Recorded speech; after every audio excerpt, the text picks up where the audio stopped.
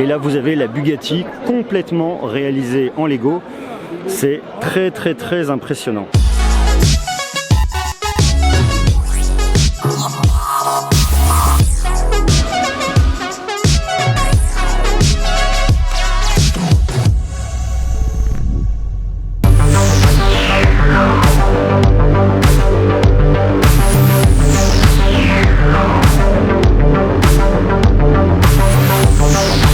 Aujourd'hui on est au Mondial de l'Auto à Paris. L'idée effectivement c'est de venir voir un petit peu les différentes tendances, voir ce qui se fait, voir ce que nous proposent les constructeurs.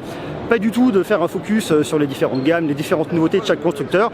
Pour ça je vous invite à aller voir les médias spécialisés, ça sera cool. L'idée aujourd'hui c'est vraiment de voir un peu les produits d'exception, voir un peu les trucs qui nous font rêver, les voitures qui nous font rêver, en tout cas moi qui me faisais rêver quand j'étais gamin et qu'aujourd'hui on peut voir sur des salons comme ça. Donc là on est dans un pavillon, je ne sais pas quel numéro, pavillon 4, on est au pavillon 4. Derrière moi vous avez Audi qui est juste là et il y a Porsche là-bas. Je vois au loin Skoda, Honda, Toyota. On va aller voir un petit peu ça de plus près, regarder ces merveilleux véhicules. Et puis voilà, on se fait rêver, c'est un petit peu l'idée, on va regarder un peu ce qu'il y a et voilà, on en prend plein les yeux, c'est cool, on y va.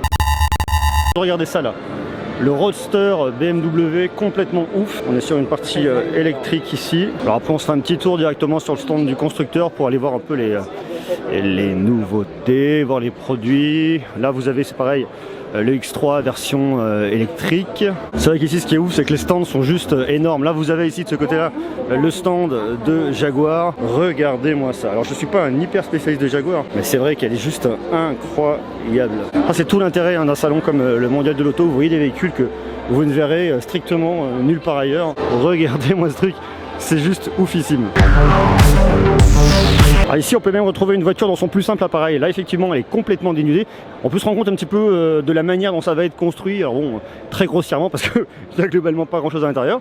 Mais en tout cas, plutôt cool à regarder de cette manière là. On a le stand de Tesla qui attire forcément énormément de monde. On va aller jeter un petit coup d'œil directement. Alors les Tesla, vous connaissez, hein, voiture électrique, très haut de gamme.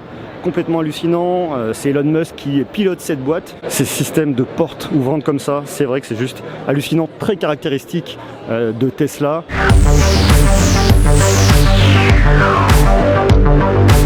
La borne de charge pour venir recharger votre véhicule. Ici, énorme stand de Mercedes où effectivement vous avez toutes les voitures phares, tous les produits phares. Mais là, vous avez un petit modèle assez exceptionnel qu'on n'est pas prêt de trouver sur la route. C'est un concept car qui est juste assez incroyable. Regardez-moi la taille des roues. J'imagine même pas l'idée d'un produit comme ça en termes de puissance. C'est juste hallucinant.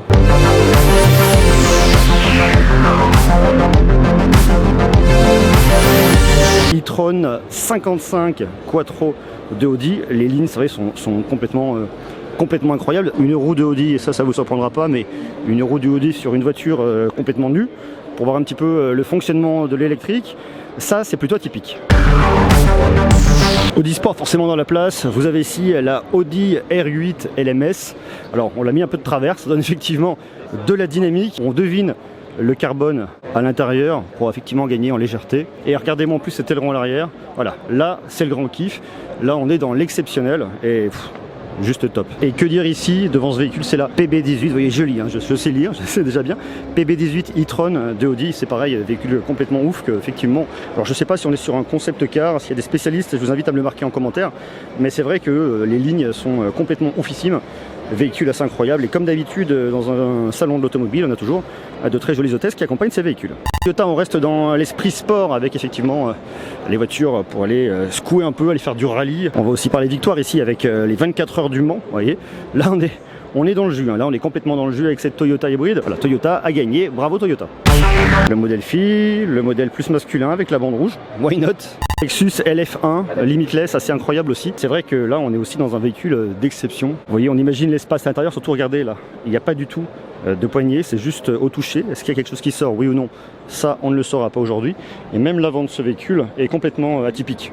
Regardez-moi ça, les lignes sont juste ouf. C'est vrai que on est typiquement sur des véhicules là où on peut se faire le plaisir de rêver, hein. Je pense pas que ce soit abordable pour monsieur et madame tout le monde, mais c'est vrai en tout cas que c'est très efficace et ne serait-ce que voir les petits coussins à l'intérieur, ça a l'air hyper confort. Pour vraiment même les vieux modèles de chez Porsche, une voiture qui vient tout droit du musée Porsche. Porsche a fait le choix d'avoir un stand complètement fermé. On ne peut pas rentrer, on peut les voir, on peut les admirer. Par contre, d'un peu loin, c'est un petit peu ce qui est dommage parce que sur des salons comme ça, ce qui est vraiment intéressant, c'est de pouvoir aller vers les véhicules, les approcher au plus près, les toucher, sans forcément les abîmer, on est bien d'accord. Et là, pour le coup, avec cette barrière-là, ben non, ils gardent la frontière. Et avec des marques premium comme Porsche, c'est l'occasion aussi de se faire rêver. Et je trouve ça vraiment dommage qu'on ne puisse pas s'en approcher davantage de cette manière-là. Bon, après voilà, hein. C'est comme ça.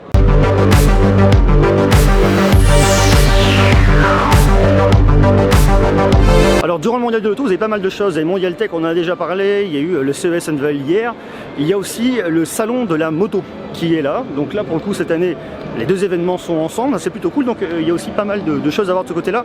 Il y a un petit stand Ducati Scrambler à l'extérieur et puis là vous avez aussi plein de modèles, plein de marques, plein de choses à découvrir. Donc ça aussi c'est cool, on va jeter un petit coup d'œil parce que je pense qu'il y a aussi ici de quoi se faire rêver. En tout cas moi qui suis motard, je peux vous assurer que c'est un grand plaisir de pouvoir être là aujourd'hui. Alors quand on parle de bécane, on parle forcément de marques comme Honda qui ont ici plein de nouveautés, plein de modèles à montrer et à exposer, mais aussi de Triumph. On va faire un petit tour du côté de l'Angleterre avec aussi des motos qui sont vraiment hyper racées. Regardez-moi ça, ça c'est vraiment très typique de Triumph. Bras mécanique chez Kawasaki. Alors je vais essayer de le faire avec mon propre bras. Je pense qu'il va falloir que je mange encore un peu d'épinards, mais bon, pourquoi pas un jour. Sur le stand d'Harley Davidson, alors effectivement là on va voir des plus grosses bécanes. Et chez Harley vous avez des produits aussi qui sont complètement incroyables. Avec ça vous allez pouvoir en bouffer du bitume, croyez-moi. Hein. Alors ici chez Harley c'est très lifestyle, hein. Vous avez la bécane, faire une partie de baby si vous voulez. Et puis après on se finit avec une petite partie de PS4 Pro histoire de se marrer. Et en plus derrière, côté rock'n'roll avec l'ampli Marshall, voilà, on est vraiment dans les codes de Harley. Et juste là, le stand de Suzuki avec aussi énormément de produits. Regardez-moi ça dans la vitrine, regardez, je la vois de loin. Là on est sur complètement oufissime. Là je vous emmène dans le hall 1. Alors le hall 1 c'est le hall où vous avez Peugeot, Renault, Dacia, un très grand stand Michelin juste là avec une jolie Porsche, regardez là, petite Porsche sympathique. Donc ici c'est le hall où le côté français est vraiment mis en avant. Je vous dis Renault, Peugeot, Citroën.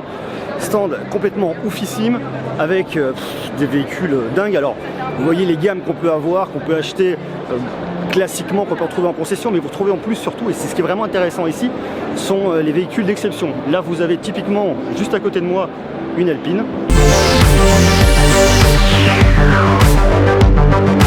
Donc on va faire un petit tour de ce hall, on va regarder un peu ce qu'il y a, je vais vous montrer toutes ces voitures complètement oufissimes, et puis on va en prendre plein les yeux, hein. On est là pour ça.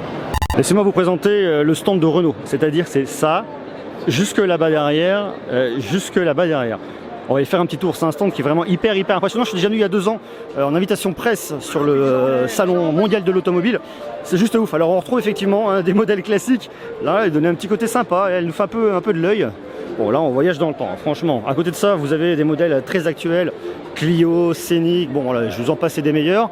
Et on va rêver effectivement sur des concept cars comme vous avez ici. Alors là l'idée c'est de la voiture autonome. On y va de toute façon hein, sur la voiture autonome. La législation n'est pas encore en place en France, mais on y arrive tout doucement. On va y arriver d'ici quelques temps. Et là vous voyez, typiquement avec ce véhicule, on est vraiment bien. Je vous avais présenté un véhicule que j'avais vu à Las Vegas au CES. C'était Panasonic qui montrait ça, voiture autonome. Bien évidemment des grandes marques comme Renault travaillent dessus. Et là regardez ça, ça a franchement de la gueule. Alors c'est du concept car, hein, je pense pas que ça roule tout de suite, peut-être, allez savoir. En attendant, c'est vraiment magnifique. Bon là on va continuer à rêver chez Renault. Vous avez ici son petit nom est marqué là, la EZ Ultimo. Alors ne me demandez pas ce que c'est, on va découvrir ça ensemble. C'est une espèce de véhicule, bon je pense complètement concept car. Regardez-moi cet engin. C'est hallucinant. EZ Ultimo, EZ Ultimo, allez savoir. Ça c'est la voiture de luxe du futur avec BFM TV qui est en train de tourner à l'intérieur. Là effectivement, là, je crois que côté luxe on peut difficilement faire mieux. Petit siège en cuir microfibre, mini bar au fond. Voilà, je crois que là on est juste au top du top.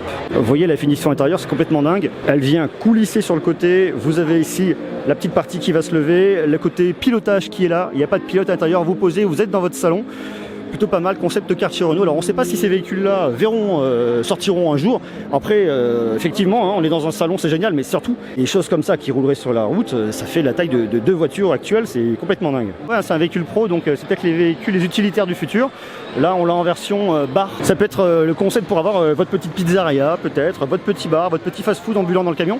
Ça peut être ça, hein, les futurs food trucks. Voilà. Là, on est dans le food truck du futur, made in Renault. Juste en face de Renault, on retrouve le stand du Lion, le stand de Peugeot. Alors, les constructeurs français sont vraiment les uns à côté des autres. On va aller voir un petit peu ce qu'il y a du côté de chez Peugeot. Voici la e-Legend concept de Peugeot. Alors ici, là, il tourne. Regardez-moi ce véhicule. Pareil, complètement oufissime. Là, pour le coup, on peut pas dire que le design ressemble à ce qu'on peut retrouver ailleurs. Même le logo de Peugeot, qui est complètement rétro-éclairé, est juste magnifique. L'avant du véhicule est hallucinant. C'est vrai, même regardez-moi ces rétroviseurs. Minuscule, incroyable. Même à l'arrière, la e-Legend est incroyable. Et là, vous avez un petit drapeau bleu, blanc, rouge, made in France. Là, c'est signé, griffé sur la voiture. On retrouve également l'hybride là sur le stand de Peugeot avec la 3008 hybride 4, 508 hybride, les bornes de recharge. Donc là, on est chez Citroën dans le corner DS. Vous avez la DS3, il y a toutes les séries DS en électrique, il y a pas mal de choses. Et là, effectivement, bon, c'est assez compact ici. Hein. C'est très serré, on nettoie, il faut que ça brille. Je vous disais 2018-2019 hein, sont les années de l'hybride. Là, on continue toujours chez Citroën avec une fois de plus un véhicule hybride qui tourne devant vous de chez Citroën.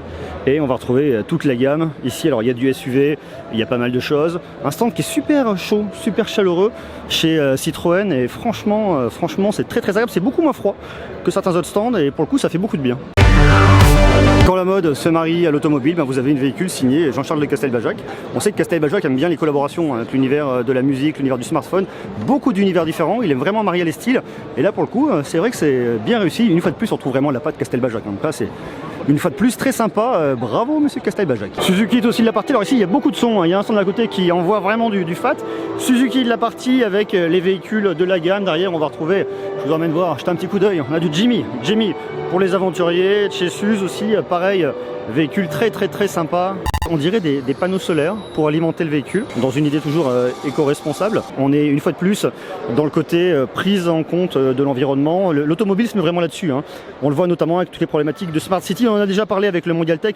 On en reparlera notamment l'année prochaine au CES quand on ira à Vegas. Mais toutes les problématiques environnementales autour du véhicule, on voit une fois de plus, et l'idée de montrer des panneaux solaires comme ça, c'est effectivement pas une voiture qui roulera en l'état, mais pourquoi pas? Ça pourrait servir d'alimenter en tout cas une partie des véhicules, ça a un sens, c'est une vraie idée. Donc on voit les hybrides, on voit les problématiques avec les panneaux solaires. On voit en tout cas qu'on va aller vraiment vers des véhicules beaucoup plus propres. C'est en tout cas une vraie grosse tendance. On a vu Porsche, maintenant on va se diriger vers l'écurie italienne Ferrari. Bon effectivement là on retrouve notre petit cheval ailé fort sympathique. Une fois de plus, alors là ça se comprend également hein, comme chez Porsche tout à l'heure, un stand sur lequel vous n'avez absolument pas accès. On peut rêver, on rêve de loin. Je vous dis une fois de plus, c'est un peu dommage. Je trouve ça normal effectivement que ces véhicules ne soient pas forcément... je sais pas, voilà, je me questionne parce que je me dis que de notre côté l'idée d'un salon comme ça c'est de pouvoir venir voir, venir toucher, s'approcher au plus près des véhicules. Là vous les voyez de loin comme dans une vitrine de magasin. Bon, ils sont tous là mais c'est quand même très dommage. Et juste à côté de Ferrari, on retrouve Lamborghini. Une fois de plus ici, on n'a accès absolument à rien. Le rêve est limité par une petite bordure, un petit mur. Bon, on les voit, elles sont vraiment très belles. Hein. C'est vrai que là, on est sur de la voiture d'exception. On a eu un partenariat avec Oppo et Lamborghini. Je ne sais pas si vous vous souvenez, dans le cadre de l'Oppo Find X. On en a déjà parlé il n'y a pas très longtemps. Là, on est chez Lotus. Alors, Lotus, on a pas mal d'autres véhicules de l'autre côté. L'Exige Cup 430. Alors, je ne le connais pas par cœur. Je lis l'affiche qui est juste là. Je triche. Hein. On a pas mal de produits de chez Lotus qui sont aussi vraiment magnifiques. Et là, vous avez la Stinger de Kia. Alors, il vous le marque. Hein. Ce n'est pas une Kia, mais ne les croyez pas. C'est bel et bien une Kia. La preuve, c'est marqué juste ici devant, mais l'idée un peu de ce slogan ce n'est pas une Kia, c'est de casser un peu l'image de Kia, de dire on fait des voitures d'exception, la preuve la voici. Et là pour le coup c'est vrai qu'en tout cas la voyant comme ça, elle est extrêmement bien réussie. Et là aussi voiture d'exception qu'on ne retrouve pas partout, c'est une Morgan. Alors Morgan, je ne sais pas si vous connaissez, on est vraiment dans de la voiture de collection là. Elles sont vraiment reconnaissables, bon voilà, on n'en trouve pas partout, ça ne roule pas partout, mais voilà, vous avez ça chez vous, vous êtes très heureux ou très heureuse. Bon et là c'est complètement lunaire, hein. C'est en fin de compte une voiture qui est construite entièrement en Lego. Regardez de plus près. C'est complètement oufissime. Tout l'intérieur de la voiture est fabriqué en Lego. Donc vous pouvez toujours essayer de vous balader avec. Par contre, si vous avez un carton, et je vous garantis pas que vous rentriez en vie. Voilà la voiture probablement la moins solide du monde. C'est une Bugatti Lego. Complètement faite en Lego. Regardez le rétroviseur, les sièges, regardez le volant, c'est tout du Lego. Alors la seule chose qui n'est pas du Lego, ce sont les pneus. Une Formule 1 100% faite en Lego. C'est franchement hyper impressionnant, avec son pilote qui est juste là, très heureux, qui nous fait un très grand sourire. Taille réelle, hein. Je vous montre par rapport à ma main, c'est juste oufissime. Bon, voilà pour ce tour rapide du mondial de l'auto. Alors cette année je le fais un petit peu rapidement, j'ai à peine 2 heures pour tout faire. Autant vous dire que c'est la course, donc on peut pas trop approfondir, mais pourquoi pas dans 2 ans, imaginez approfondir, faire un sujet un peu plus long, ça pourrait être cool. Donc ce qu'on va faire, c'est que là je suis un peu speed parce que à vos souhaits. Dans 2 heures, j'ai rendez-vous pour un événement Dell pour la présentation de nouveaux produits Dell. Donc voilà, donc on court, il y a plein de sujets cool, donc je vous invite à faire une chose pour rester au fait de l'actu de la tech, au fait de l'actu d'énormément de choses. C'est bien évidemment à vous abonner, à rester connecté, il y a plein de choses qui vont arriver, plein de surprises, plein de nouveautés, voilà, je vous en dis pas plus, je vous laisse un petit peu là-dessus, je vous dis à très bientôt, merci, et puis soyez sages, prenez soin de vous, je vous embrasse, la complète, la totale, et à très bientôt. Ciao.